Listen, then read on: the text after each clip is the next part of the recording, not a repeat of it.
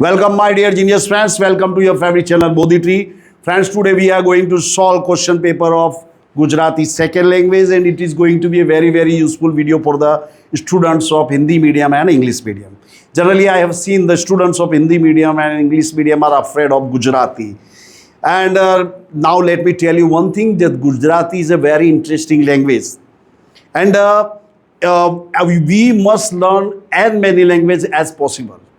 जब आप कोई नई लैंग्वेज सीखते हैं तो आपको एक नई आत्मा मिलती है। तो आपको ये गुजराती लैंग्वेज है, इसको आपको सीखनी चाहिए। इसका जो साहित्य है, जो लिटरेचर है, बहुत ही विशाल है। तो आपको लैंग्वेज आपको सीखनी चाहिए। जितनी ज़्यादा लैंग्वेज आप सीखोगे, आपका स्किल, आपका नॉलेज उतना ही डेवलप होगा।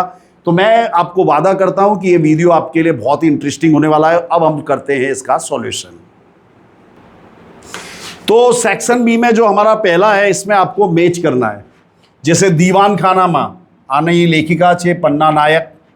હાથ મેળવીએ નિરંજન ભગત, અને જીવમાં જીવ આવ્યો એના લેખક છે, કવિ છે હરિકૃષ્ણ પાઠક। તો આ જે કૃતિ જે છે, આના જે લેખક છે અને કૃતિના પ્રકાર, એ બધું આપણે યાદ રાખવાનું, બરાબર। હવે આગળ જોઈશું। ફિલ ઇન ધ બ્લેન્ક્સ છે। કૃષ્ણની મોરલી ક્યાં વાગે છે? તો વૃંદાવનમાં। કવિ સતની કાંટાળી કેળી પર પુષ્પમણી પથરાવા માંગે છે। હવે ટ્રુ અને ફોલ્સ છે। મોરલી કાવ્યના કવિ અખો છે, ધીસ ઇઝ ફોલ્સ। મોરલી કાવ્યના જે કવિયત્રી છે એ છે મીરાબાઈ। જીવન અંજલિ સાજો કાવ્યના કવિ જયંત પાઠક છે, તો આ પણ ફોલ્સ છે। હવે આગળ જઈશું આપણે। મોરલીનો નાદ ક્યાં ગૂંજે છે? તો મોરલીનો નાદ ગગનમાં ગાજે છે। મીરાબાઈના કૃષ્ણ ભક્તિના પદો કઈ ભાષામાં મળે છે? તો એમના જે પદો છે આપણને હિન્દી, વ્રજ ભાષા અને ગુજરાતીમાં જોવા મળે છે।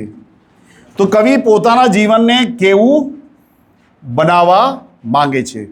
તો કવિ પોતાના જીવનને બીજા માટે ઉપયોગી થાય એવું બનાવવામાં માંગે છે।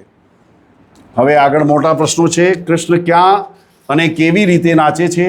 તો કવિ કૃષ્ણ જે છે, ભગવાન કૃષ્ણ જે છે, વૃંદાવનની કુંજ ગલીમાં થનક થનક થઈ નાચે છે।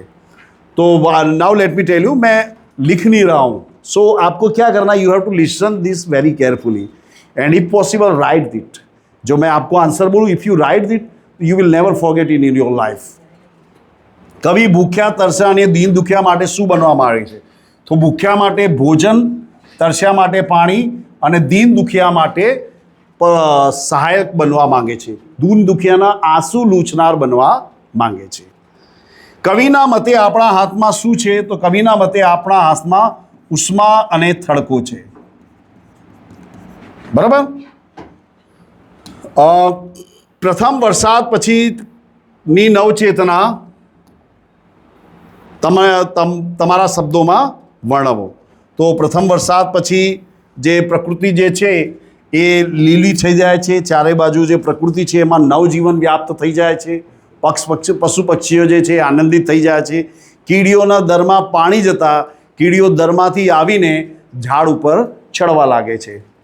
આ બે હાથ ખાલી હાથમાં કેટલું છે? તો કવિ જે છે કહે છે કે આવો હાથ મેળવીએ। અહીંયા કવિ હાથ મેળવીને જે ફિલિંગ્સ છે, જે સંવેદનાઓ છે, એ વેચવા માંગે છે।